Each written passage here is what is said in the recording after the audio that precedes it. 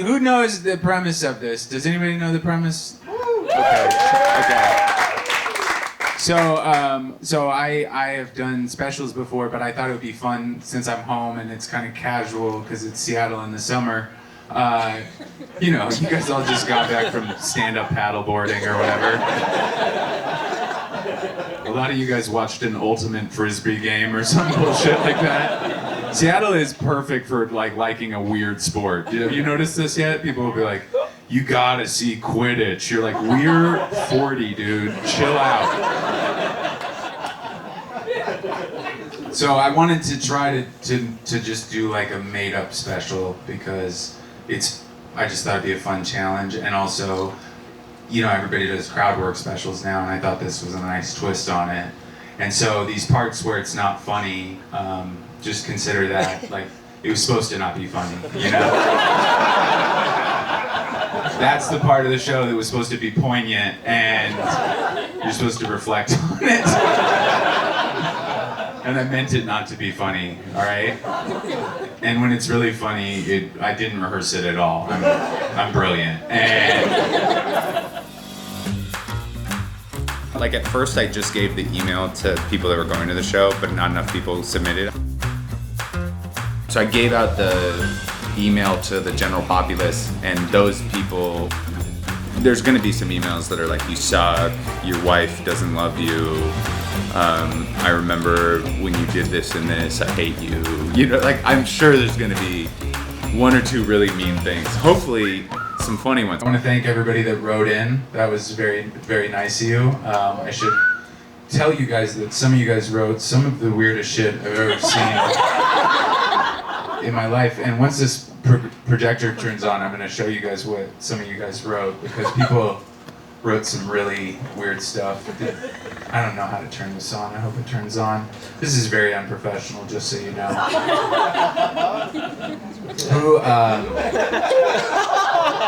You guys came to a very expensive open mic, and I'm not going to give you your money back, just so you know. It's going for my daughter. You guys have all put this towards a very good cause, a white child. The Seattle Benefit for White Children is back. A nightmare suggestion I just got. This is actually horrible. Are you ready? Yeah. Hi. I will be at the event with a big bachelorette party, and the bride is from Texas and the groom is from Florida. Her name is Anne, if you want to call her out and poke fun. Is there a bachelorette party? That was the one that I really wanted to address first. Was the bachelorette party. Because there's a bachelorette party here, and that's so nice you guys to come. Andrew. Have you ever watched my act? Okay, well that was a weird choice for a bachelorette party. Most of my comedy is about being sad and getting molested in a body cast. And so that's... Oh, I got a new email. These are all the emails. I'm not going to show all of them. I know that some of you guys kind of sent these in trust. I see all your names up there. I mean, you're going to be able to tell a lot if you can just read the screen, but it's not everything. You won't be able to see everything. Have I broken some great rule? Yeah. Probably. Is somebody mad? Did somebody send an email? Did you send an email? Okay. Because I feel like I broke somebody's trust, and I'm sorry, it's too late. It's already here. Yeah, we're gonna get to paella. We're definitely gonna get to some of what you guys thought were helpful suggestions. Did you email me? Yeah, you did email me. Okay, yeah, I thought so. Can you see your email up there? Okay, we'll get there. Oh no, kidding. Anyways, the bachelorette party, that is, well, I hope you guys have a fun time. I'm very happy about your nuptials. I heard your friend told you, just so you know, never never do this. Never take a bachelorette party to a comedy show. It's literally, it's like our Vietnam as comics. Is you celebrating your bachelorette parties at where we're pursuing our dreams. Just so you know. I'm glad you're here, but it is the worst thing that ever happens to me. You know what I mean? Also, you guys are fine. And, you said, so the bride is from Florida, right? Other way around. God. Oh, the bride, okay, don't get it egregious. You're from Texas. Yes. You're from Texas and your spouse is from, or your fiance is from Florida. Yeah. Nice. And what are you guys doing here? What are we doing here? Well, we live in Portland. You live in Portland. Did you drive up here for this? Yeah. Well, for the not weekend. Okay, got it. Jesus Christ. I was about to refund a few tickets. Gas is $5 a gallon. I was about to send you guys home on the train. That's cool. So you live in Portland. You got out of Florida and Texas, respectively. Yeah. That's nice. What part of Texas are you from? Houston. Houston. That's a good. I like Houston. Houston's all right. Are you anything like interesting, like ethnically? I know. Relax, Seattle. Okay. Relax. We can ask people where they're from. All right. Just white. Okay. Good. See, I didn't hurt anybody's feelings.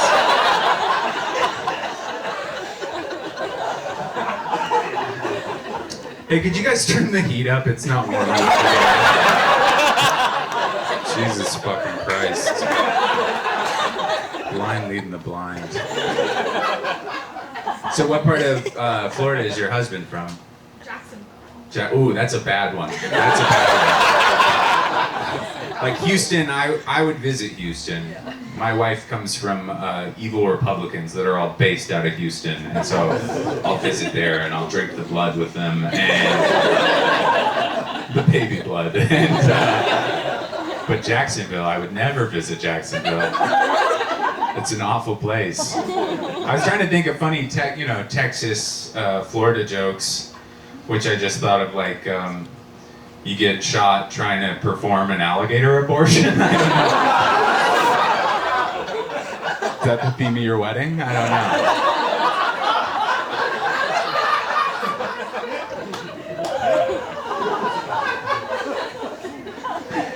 That's fun. Where are you guys doing the wedding?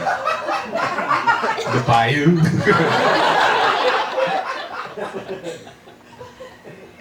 Where'd you say? Portland. Okay, good. Are your relatives gonna come up? Not all of them. Yeah, I didn't think so. A few of them are like, they got gay waves up there. You step off the plane, you look at the wrong tap water, you'll suck a dick.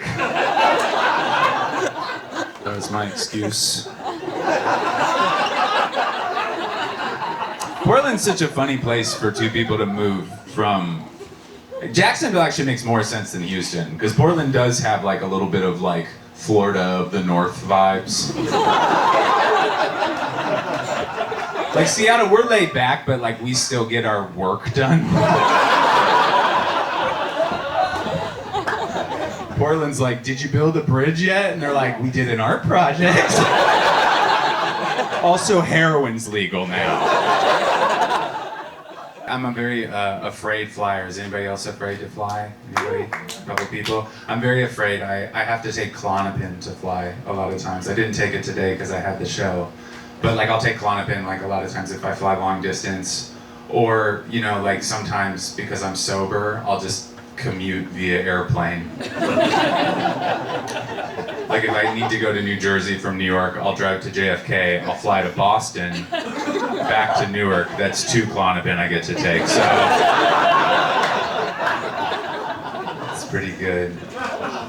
What I've been doing a lot on planes lately is that I've been breaking up the time into segments because I just want the flight to be over. And so what I do is I'll like break it into like each hour is 3 20-minute segments, and then I'll add those all up, right? So if it's a 5-hour flight, that's 3 times 5, 15 segments. And so like when we get to 5 segments, we're a third through the flight. 7.5 segments, halfway through the flight.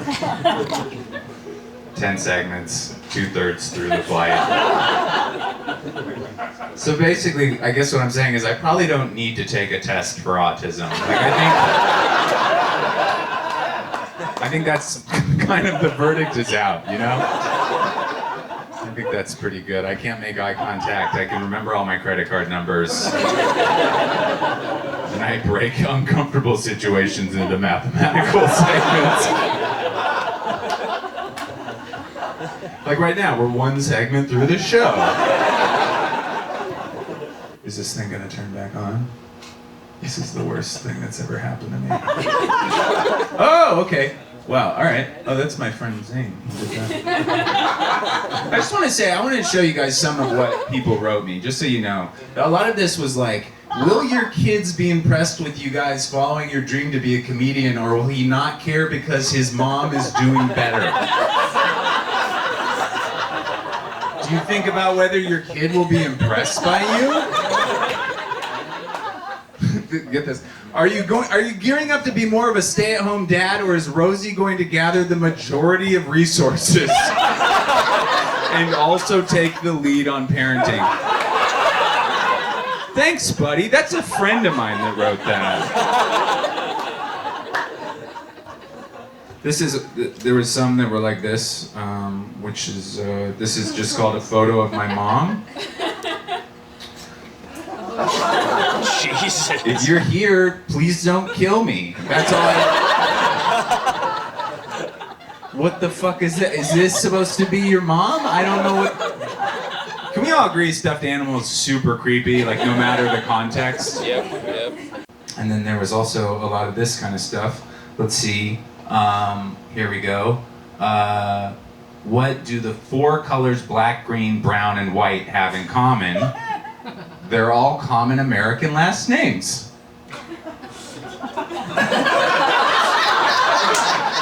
And they're also the only colors with 5 letters.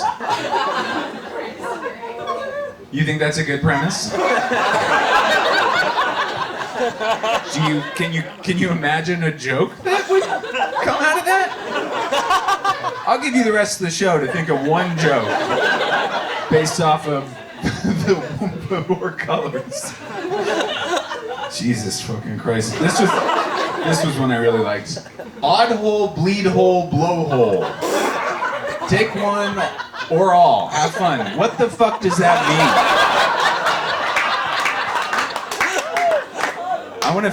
Is that you? What did that mean?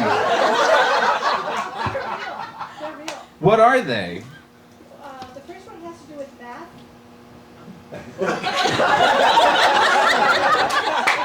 How so? How does it have to do with math? Math.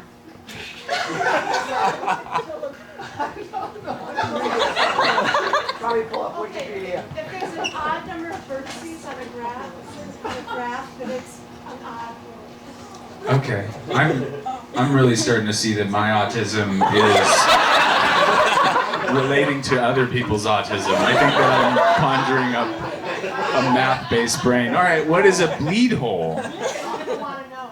Okay. She said this you're gonna want to know. So this is exciting. Are you ready? Yes. It is the name of that tiny hole that's in the airplane. Oh, I do want to know that.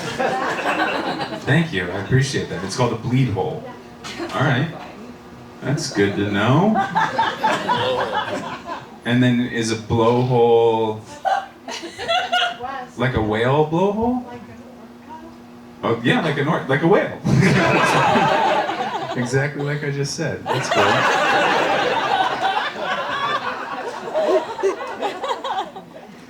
That's cool. Well, I appreciate you being a good sport and submitting your whatever we call those. I don't know. Premises, hole-related comedy.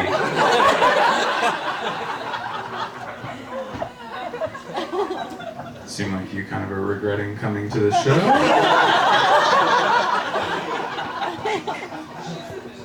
You did? What's your name? Let's see what this one is. Andy, here's some stuff. Was this you? Are you Rachel? No, Rachel's somewhere else, I think. When hiking the Grand Canyon, there's a lot of shit on the path due to all the mules that walk the trails.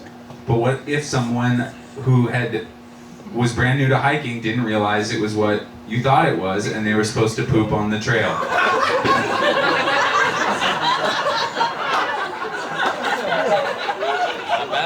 That's great. I love that. We'll get back to these in a little while. I don't want to burn all this great material up top.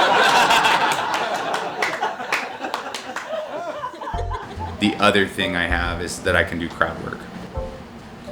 Honestly, it would be called a crowd work special if not everybody's doing crowd work specials. How are you gals? You good? That's good. You seem really excited. Okay. Cool. How'd you end up here? It's my friend's birthday and she invited all of us. Oh, that's so nice of you. I hope you have a good birthday. Besides this, none of them have laughed at all at this. They hate it. I ruined this girl's birthday. I'm so sorry that I did that to you. Let's talk to you for a second. What? Has somebody spoke to her already? Oh, okay. What's your name? Cameron. Cameron. Wow, you have like a very sultry voice. What do you do? You are? Oh, okay. You shouldn't tell me that. How long have you been doing it? I've been doing it in Seattle for a year. Did you do it? I was in New York for 10 years. Oh, okay. Wow. So you have like a whole life. And what made you leave New York? The pandemic. The pandemic. Cute. It's a cute way to say it. The Holocausty.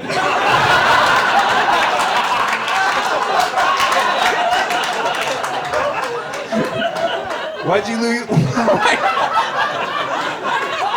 Why'd you leave Poland, Grandma? No, I'm kidding. That's not birthday material. So, you do comedy. Do you do anything else? Bartend.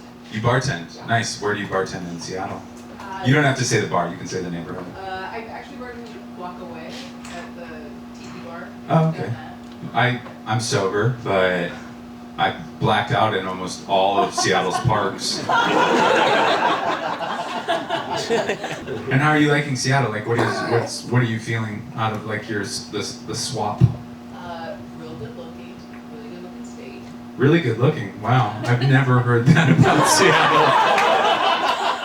I've actually always thought of Seattle as a place that you could be a little uglier than everywhere else. No offense, I love you guys. You're all attractive. I'm talking about different people. And that's cool. And so, what else are you doing for your birthday? We did a writing workshop today.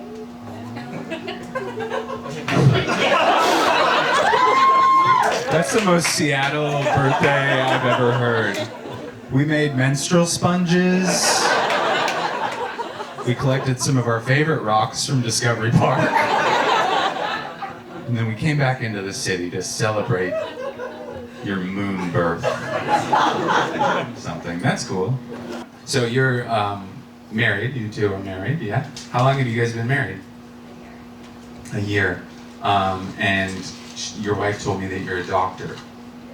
That's nice. What kind of doctor are you? Family medicine.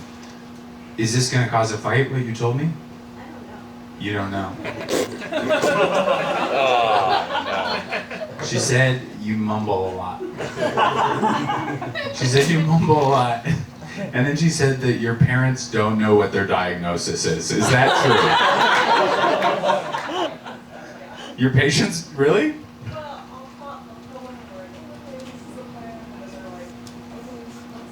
You're very aloof for a doctor. What kind of doctoring are we doing that you're so like, all right, this is the plan.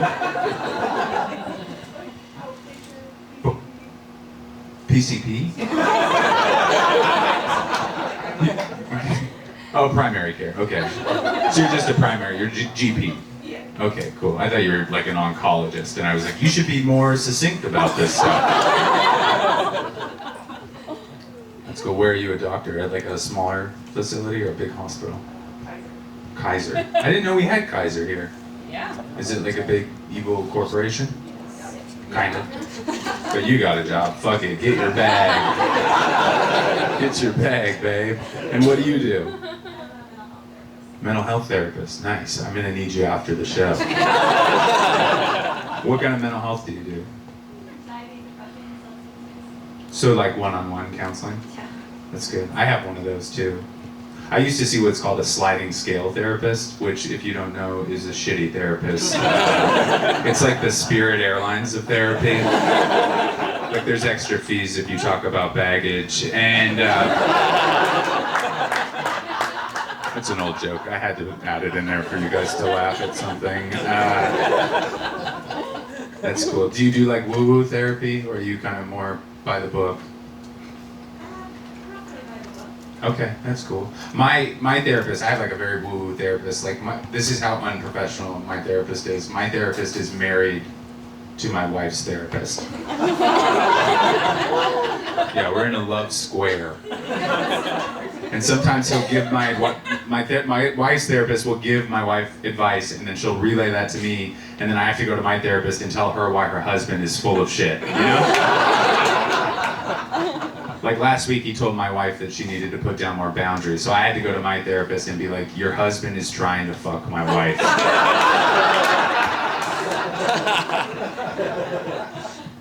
But she has me do a lot of like silly stuff, like I have to hit pillows. I have to hit pillows, and then I have to talk to my mom. This one's perfect for you, Wilfred.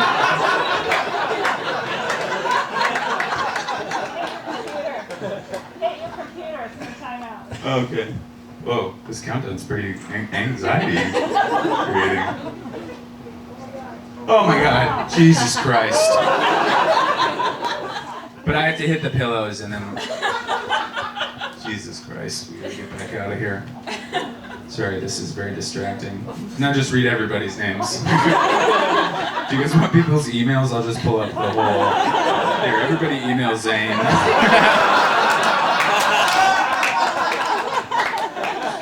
I like him, but that's fun. That's fun to do that to him. Especially because this is going to go out on the internet, and way crazier people are going to see it. The lady who sent the picture of the stuffed animals is going to see Zane seeing that. Let's just say it into the microphone. @gmail.com. So, in case anybody wants to email him, he made fun of my financial status in relation to my wife's.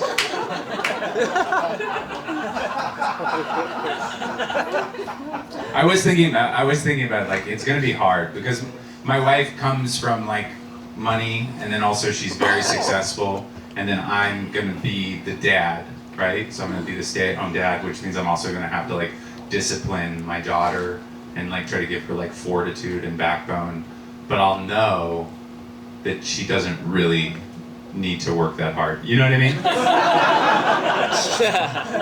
Like my wife's gonna be like, you better get all A's, and I'm gonna be like, you're gonna be fine probably no matter what. Really, you just have to make me look good so I don't get kicked out of this picture. That's kind of the hardest work you're gonna have to do, or you're gonna have to celebrate some very sad Christmases. 2 Christmases, one good, one in a studio condo. It's gonna be sad, so do your homework. Anyways, so I hit the pillows, but we have memory foam pillows, so they remember. I'll be trying to go to sleep at night and my pillows will be like, hey pussy, remember when you cried earlier like a bitch?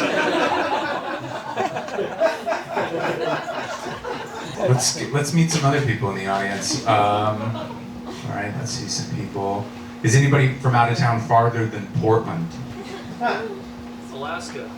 Whoa, okay, we're in Alaska. Are you from further than Alaska? LA, not. Okay. What part of Alaska are you from? Juneau. Juneau, Alaska. Is that the landlocked part, or the whatever you call it? Southeast. Is that the part that you can't drive out of? Yes. Yes, okay, that's what I meant. I'm sorry, I'm forgetting English. Like I said, I think I'm having a stroke. Thanks. And what are you visiting or you're just from there? I'm from there. And what's it like growing up in Juneau? It rains a lot. Mhm. It's cold. There's a lot of animals. Wild animals. Wild animals. Okay. Are they friendly? Some. Are there like grizzly bears just walking through Main Street? Yeah, there's like garbage bears. Garbage bears? I've never heard of that breed. They're like bears that come out and eat your garbage. Yeah, I got it. I didn't think it was a bear made of garbage. That's not what like an animatronic garbage bear that came and sang to you and taught you about recycling. That's not what I thought it was. So there's disgusting garbage bears that eat your garbage. Yeah. What else? There's probably tons of bald eagles. Yeah, they suck. Yeah, they do. Yeah. Just so you guys know, if you haven't seen a bald eagle, they're terrifying. They're way too big of a bird. Birds should not be allowed to get that big. One tried to swoop at my Subaru one time, which is the most Seattle comment that you could ever say. A bald eagle swooped at my Subaru. We were almost in peril. So how'd you get out eventually? With the Western. Oh, okay, cool. Yeah, that's like kind of a pipeline. Yeah.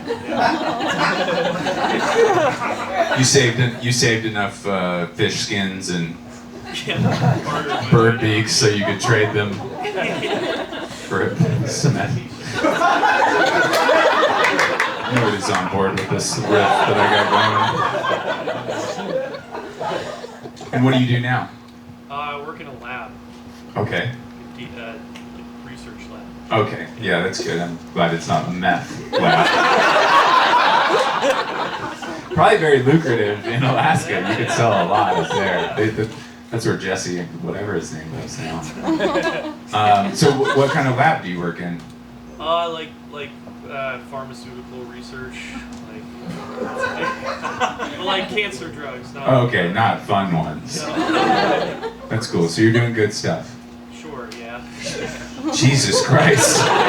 Between the doctor who won't tell people their prognosis and the disaffected cancer drug researcher, I'm a little hopeless right now. Does anybody else have a very philanthropic job that they don't care about anymore? That's cool. So, okay, now you're from LA. What do you do in LA? You're a screenwriter. Oh, that's nice. And what do you do, friend? I work in TV. You work in TV in Seattle. Yeah. Nice. You have your own company. Jesus Christ. How do you do that? What kind of Seattle TV? What do you do? Like the home restoration shows or something like that? We've been casting Oh my God! So you find the freaks from reality shows. That's awesome. What part of Washington State is the most lucrative? Oh, okay. Not usually Washington. Texas for sure. Alabama, Florida, of course. That's where you just find those beautiful dumb idiots. We're judging them. By the way, I know everybody in this room is judging those beautiful dumb idiots, but they're happier than us, just so you know that. They're not helping the world, but they're just drinking a Red Bull and vodka right now, fist bumping their way into oblivion. And they're so much happier not caring about all this stuff. They think it's nice that it's 115. They're like, this is awesome. I'm gonna tan faster. And we're like, I bring a tote bag to the grocery store. And I'm worried all day long.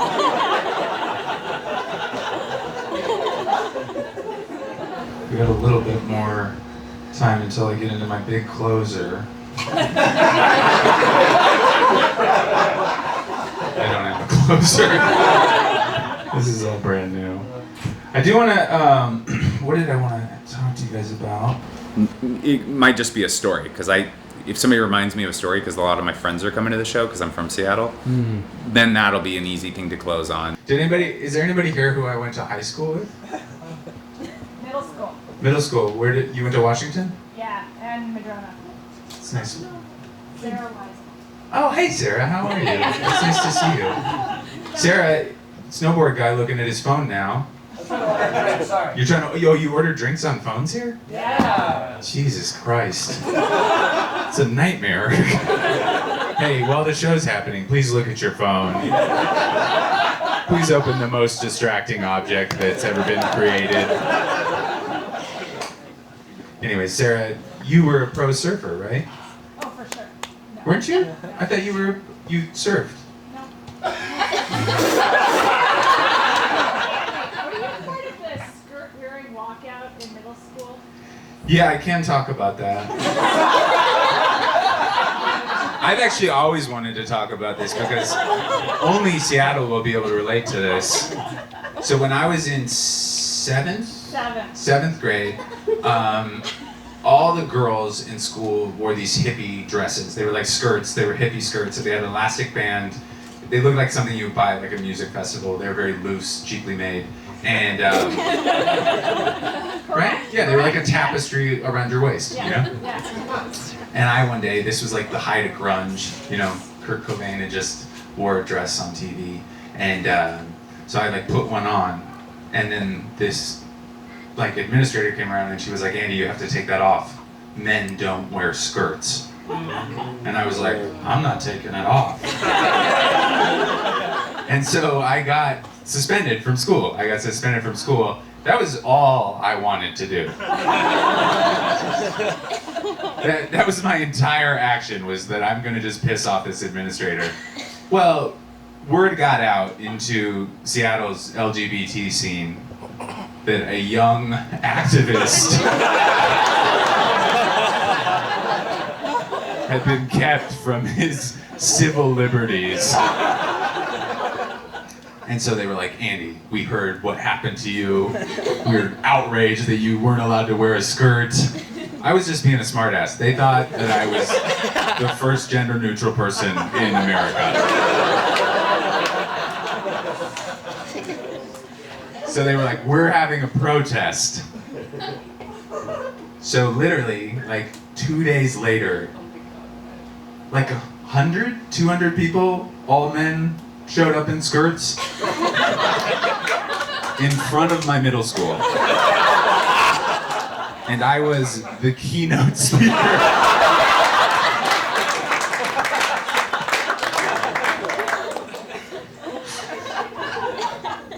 And then I was like, you know, they were like, do you want to get involved more so? And I was like, yeah, totally. And they're like, all right, what about this? And I was like, it sounds pretty gay. And they were like, never mind, never mind. We hate you now, you're bad. That's fun. Well, thank you for bringing up that story. That was like, I totally wanted to talk about that and not disappoint all these people.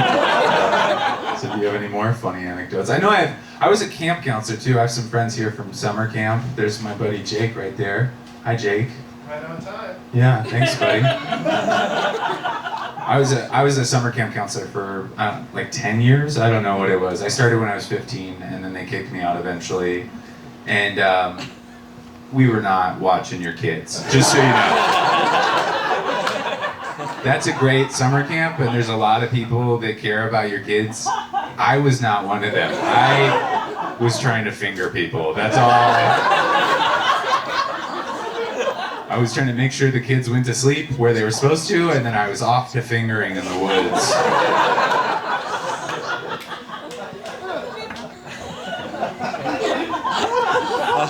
I think you were there for this.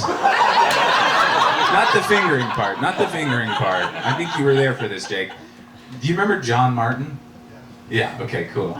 So we had this thing at Camp Crocodile. By the way, Camp Crocodile is one of the most magical places on earth. I'm not bashing it at all. If you haven't been, it's honestly, it's amazing. You'll give up all your dreams. Like I know people that have given up on their dreams. They still are there. And maybe that was their dream, I don't know. But so we had this thing at Camp Crocodile that was called K Camp for kidney kids.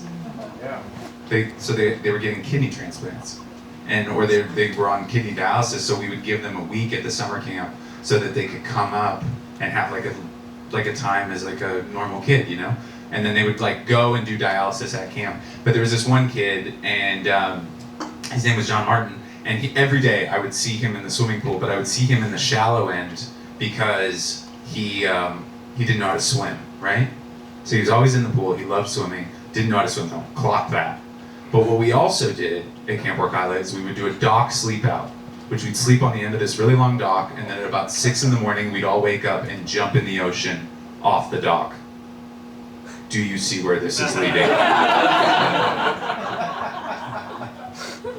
We're all doing it. We're all jumping in. It's freezing cold. It's the fucking Pacific or Puget Sound at like 6 in the morning. It's fucking freezing. It's deep, tumultuous water. And I see John Martin starting to kind of amp himself up to jump in the water. And I'm like, I can't not let him do it. You know, like he's maybe not gonna live a ton. I'm just being honest. I hope he's here. He's probably not. And but I saw him getting ready to jump, and I was like, all right, John Martin's gonna jump. I'm not gonna stop him. I want this kid to be able to do that. And then he gets up on the thing, and I'm still like, I can't believe he's gonna jump. All right, what I'll do is I'll let him jump, and then I'll immediately jump after him. And then he jumped, and I just ran, and I yelled, help. That's all I did. I was just like, somebody help him! He doesn't know how to swim! Did you have to jump in? Do you not remember what I'm talking about? Vaguely. Oh, okay. Jake smokes a lot of pot. Wilfred, how long have I been on? I haven't been paying attention. An hour. An hour? Minus 5 minutes. Minus 5 minutes. That's 55 minutes.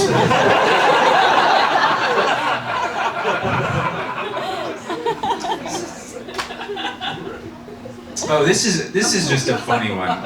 Is C. Seaman here? Jesus. Is that a real name? Do we think that's a real name? Does anybody know C. Seaman? Charles Seaman. Christopher Charles Seaman.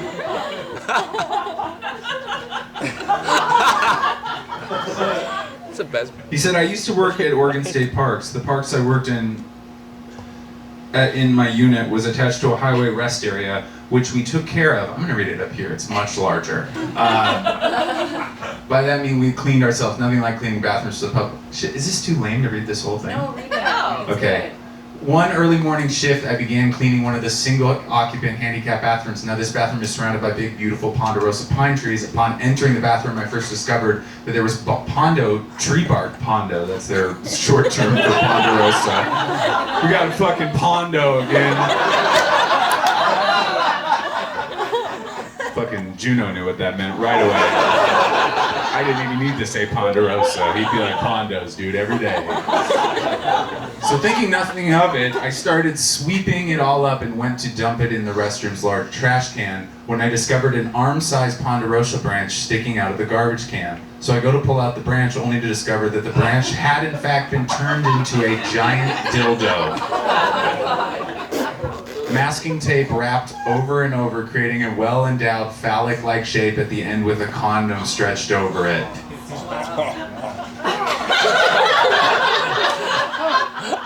Here's what I'm asking. I'm not a gal or somebody that likes things in me, but it seems like you wouldn't have to go to nature to get those things, right? Like there's somebody that wants to put themselves in you. Maybe that's their kink. Maybe they're like, they want to fucking ent or whatever. Do you know what I mean? This is a disaster. Anyways, people send me this kind of stuff. I thought that was like, this is a good. I'm glad it went away. And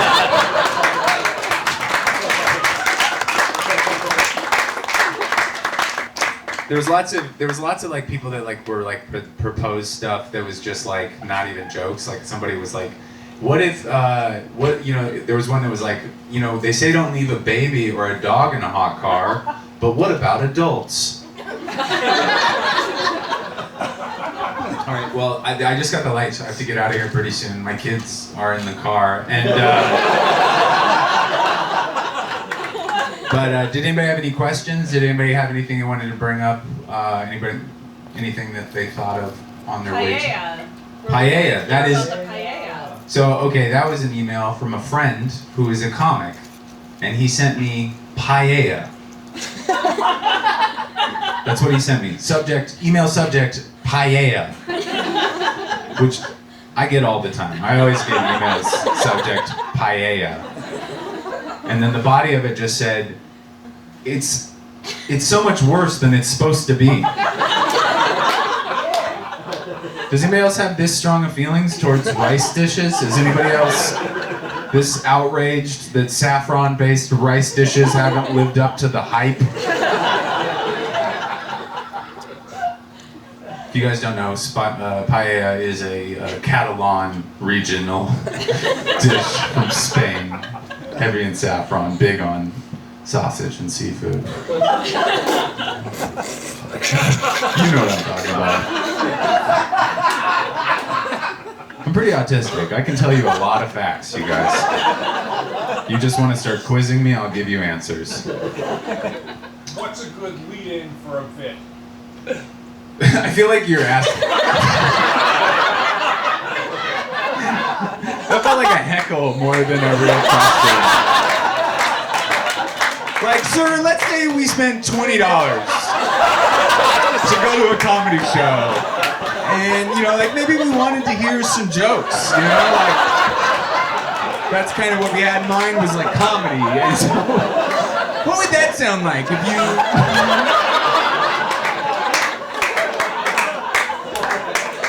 if you were gonna try to make the show worth what it was supposed to be.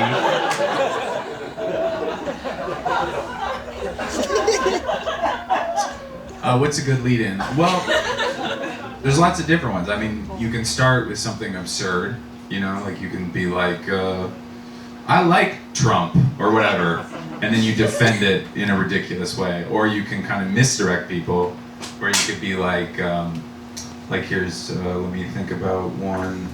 Like, I had sex the other day with a lady in a haunted house.